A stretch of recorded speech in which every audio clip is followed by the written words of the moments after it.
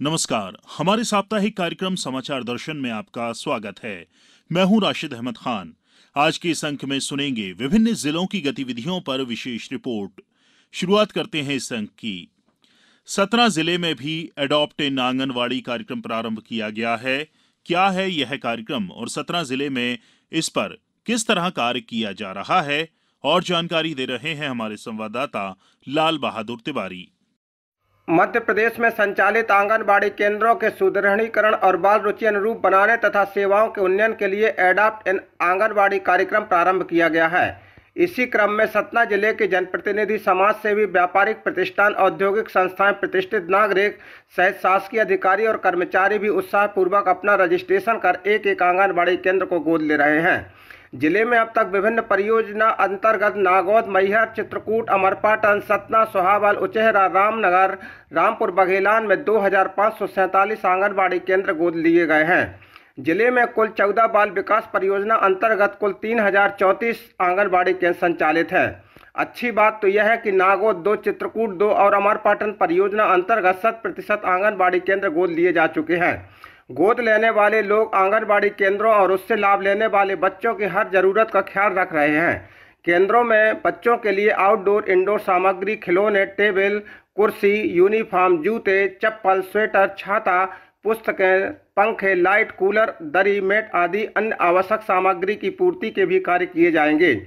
आंगनबाड़ी केंद्रों में दर्ज हितग्राही बच्चे, गर्भवती, किशोरी बालिकाओं को दी जाने वाली सेवाओं की निगरानी और सहयोग भी प्रदान किया जाएगा। प्रादेशिक समाचार दर्शन के लिए सतना से मैं लाल बहादुर तिवारी। रीवा जिले में जल जीवन मिशन के तहत घर घर नल से जल पहुंचाने का कार्य जारी है।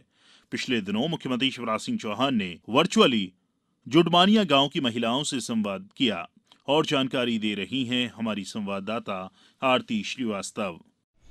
जल जीवन मिशन से लाभान्वित ग्रामवासियों से संवाद की कड़ी में मुख्यमंत्री शिवराज सिंह चौहान ने जिले के नईगढ़ी विकासखंड के ग्राम जुड़मनिया मुरली की महिलाओं के साथ संवाद किया। जल स्वच्छता समिति की इन महिलाओं द्वारा मुख्यमंत्री जी को पानी की जांच के 8 तरह के परीक्षणों की जानकारी दी गई और महिलाओं ने प्रसन्नता के साथ बताया कि वे स्वयं पानी की स्वच्छता की जाँच कर सकती हैं। गाँव की इन महिलाओं ने प्रधानमंत्री नरेंद्र मोदी और मुख्यमंत्री जी को धन्यवाद देते हुए कहा कि ये उनके लिए बड़ी सौगात है जब उनके घर में ही साफ पानी पीने की सुविधा हो गई है। मैं सविता पटेल जुड़मनिया मुरली के एफटीके की टेस्ट के लिए मैं महिला यहाँ जुड़मनिया मुरली की हूँ। इसके बारे में मुझे मुख्यमंत्री साहब बात किए, मुझे बहुत अच्छा लगा। मेरे महिलाओं को बढ़ावा दिए अच्छे टेस्ट के लिए, बोले आजकल मेरी महिलाएं भी होशियार हो रही हैं। गांव घर की हमसे बात की है। मेरे यहाँ पेयजल, ये घर घर जल योजना पूरा हो गया। हम लोग उनको धन्यवाद पत्र भेजे सीएम जी को, पीएम जी को, 400 पत्र पीएम जी को, 400 पत्र सीएम जी को। मेरे समस्त ग्रामवासी थे सामने में, सब धन्यवाद दिए। हमको बहुत अच्छा लगा बात करने में। हम लोग भाग्यशाली थे कि जो आज मैं मुख्यमंत्री से बात कर सकती हूँ। जुड़मनिया मुरली गांव में 99,93,000 रुपए की लागत से नल जल योजना अंतर्गत सभी 381 घरों में नल से जल मिलने लगा है। प्रादेशिक समाचार दर्शन के लिए रीवा से मैं आरती श्रीवास्तव। नीमच जिले में सौर ऊर्जा पंप स्थापित कर किसान आत्मनिर्भर बन रहे हैं। पेश है हमारे संवाददाता दिनेश प्रजापति की ये रिपोर्ट। सोलर ऊर्जा पंप स्थापित कर नीमच जिले के किसान बिजली के मामले में आत्मनिर्भर बन रहे हैं। अनेक गांवों के किसानों ने अपनी खेती में मुख्यमंत्री सोलर पंप योजना के तहत अनुदान योजना का लाभ उठाकर मात्र 72,000 रुपये में 5 हार्स पावर तक का और सौर ऊर्जा पंप लगाकर बिजली की समस्या से हमेशा के लिए निजात पा ली। अब किसान अपनी सुविधा से दिन में ही अपनी फसलों की सिंचाई कर पा रहे हैं। किसानों को रात्रि में सिंचाई की चिंता से मुक्ति मिल गई है, साथ ही बिजली चले जाने का डर भी नहीं रहा है। सौर ऊर्जा पंप किसानों के लिए वरदान साबित हो रहा है और इसके फायदों को देखते हुए जिले के अनेक गाँव के किसानों का रुझान भी अब सौर ऊर्जा पंप स्थापित करने की ओर बढ़ रहा है। नीमच जिले के कराने महाराज निवासी किशन लाल पाटीदार को सौर ऊर्जा पंप स्थापित करने के बाद सिंचाई के लिए बिजली की समस्या से निजात मिल गई है। वे 5 हॉर्स पावर क्षमता का विद्युत पंप सौर ऊर्जा से चलाकर सफलतापूर्वक सिंचाई कर रहे हैं। नीमच जिले की जावद तहसील के ग्राम अठाना के किसान घनश्याम धाकड़ ने खेत पर मुख्यमंत्री सोलर पंप योजना के तहत 5 हॉर्स पावर का सोलर पंप लगवाया है। वे भी सोलर पंप से सिंचाई कर काफ़ी खुश है। उन्हें भी रात्रि में खेत पर जाकर सिंचाई करने की समस्या से मुक्ति मिल गई है। अब वे अपनी सुविधा अनुसार दिन में ही सिंचाई कर बिजली के मामले में आत्मनिर्भर बन गए हैं।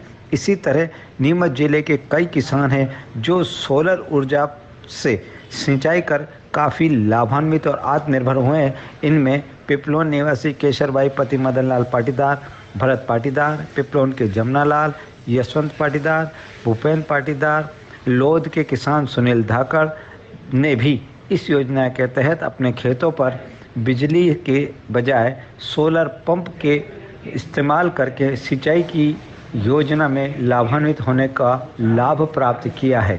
प्रादेशिक समाचार दर्शन के लिए नीमच से मैं दिनेश प्रजापति। रतलाम जिले की ग्राम पंचायत अमलेटा ने पहली कुपोषण मुक्त पंचायत बनने का अविस्मरणीय कार्य किया है।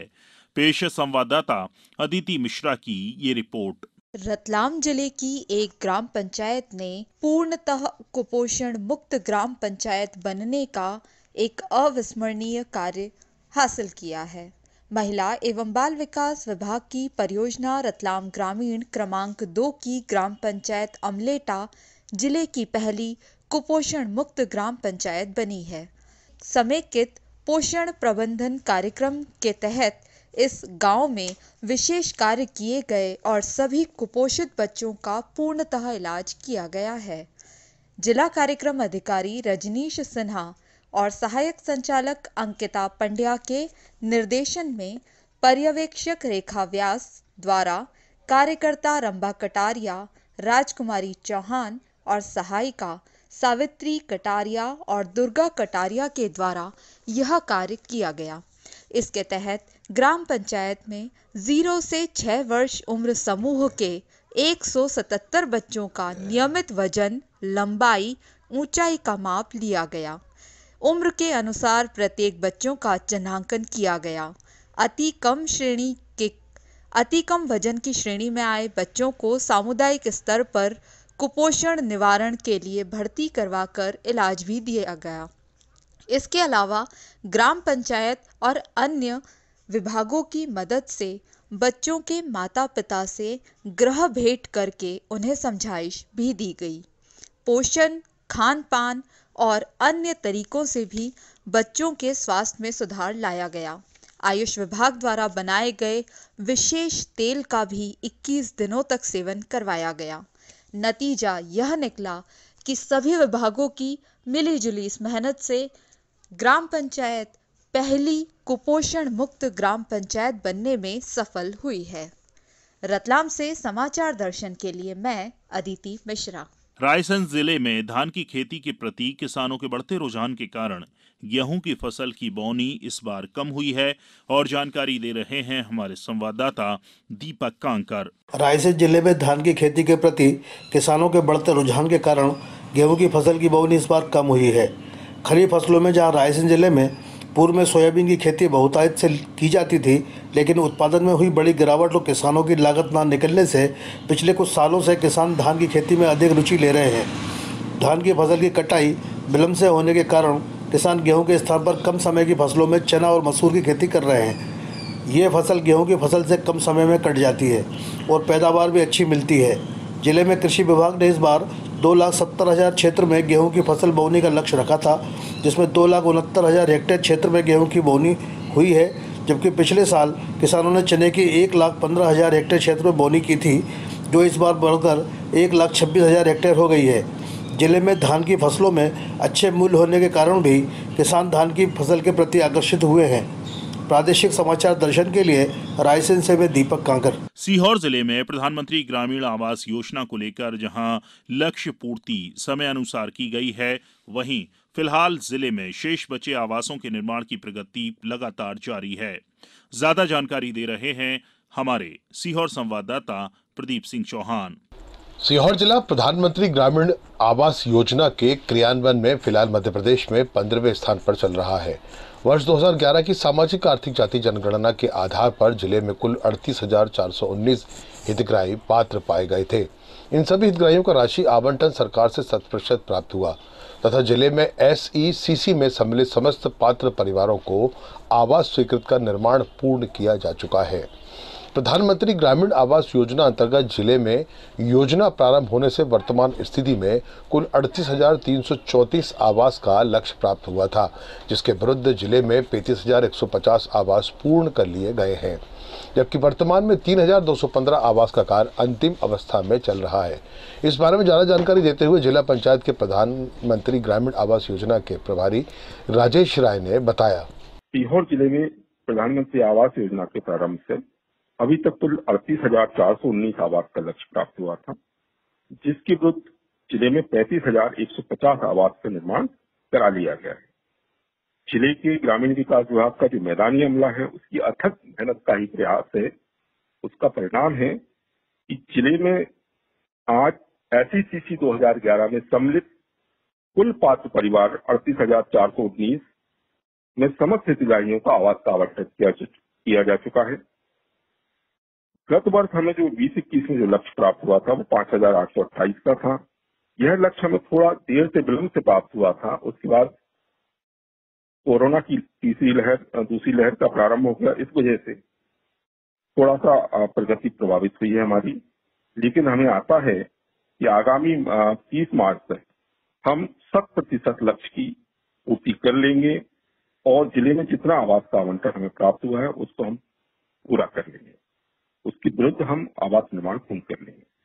वर्तमान में हमारा जिला प्रदेश स्तर पर 15वें नंबर पर है, लेकिन हमें अपेक्षा है कि इस माह फरवरी के अंत तक हम टॉप 5 जिलों में सम्मिलित होंगे। प्रादेशिक समाचार दर्शन के लिए सीहोर से प्रदीप सिंह चौहान। आमतौर पर लोग थाने जाने से डरते हैं, लेकिन पन्ना जिले का ब्रजपुर थाना अपने आप में एक ऐसा थाना है जहां थाना परिसर में ही एक कैंपस में विद्यादान करने के लिए एक विद्यालय और एक लाइब्रेरी बनाई गई है। पेश है संवाददाता दिलीप कुमार शर्मा की ये रिपोर्ट। पन्ना जिले का ब्रजपुर थाना एक ऐसा अनूठा थाना है जहां थाना परिसर में ही एक विद्यादान पुस्तकालय बनाया गया है। यह पुस्तकालय नवयुवक बच्चों को पढ़ने के लिए बनाया गया है, जो अपने भविष्य को संवारने के लिए यहां आकर नियमित रूप से पढ़ते हैं। उनका सहयोग खुद थाना प्रभारी बखत सिंह करते हैं और वह प्रातः 7 से 10 बजे तक बच्चों को निःशुल्क कोचिंग देते हैं।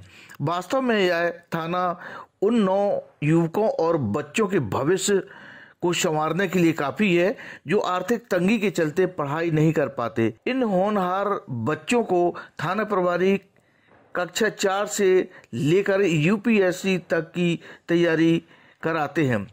विद्यादान करने वाला ब्रजपुर थाना अब देश प्रदेश का एकमात्र थाना बन गया है। इस थाने की चर्चा अब समूचे प्रदेश में चल रही है। प्रादेशिक समाचार दर्शन के लिए पन्ना से मैं दिलीप कुमार शर्मा। स्वच्छता सर्वेक्षण 2022 को लेकर नगर परिषद निवाड़ी के द्वारा विभिन्न प्रयास किए जा रहे हैं। प्रस्तुत है संवाददाता विवेक दांगी की ये रिपोर्ट।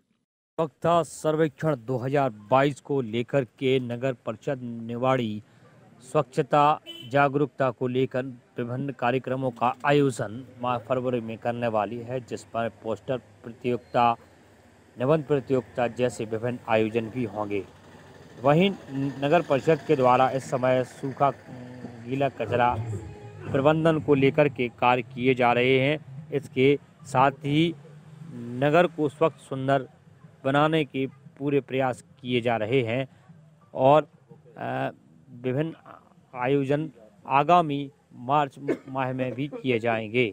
स्वच्छता सर्वेक्षण में शासन की गाइडलाइन अनुसार स्वच्छता सर्वेक्षण 2022 के तहत शासन की गाइडलाइन अनुसार प्रतिदिन जो भी गतिविधियां हैं वह पूरी कराई जा रही हैं। नगर में चारों तरफ साफ सफाई, डोर टू डोर कचरा कलेक्शन और जो भी शासन की गाइडलाइन है उसी के अनुसार प्रतिदिन गतिविधियां कराई जा रही हैं। निवाड़ी से समाचार दर्शन के लिए विवेक दांगी। कार्यक्रम के इस अंक में फिलहाल इतना ही। अगले अंक में फिर मुलाकात होगी नए विषय, नई गतिविधियों के साथ। तब तक के लिए नमस्कार।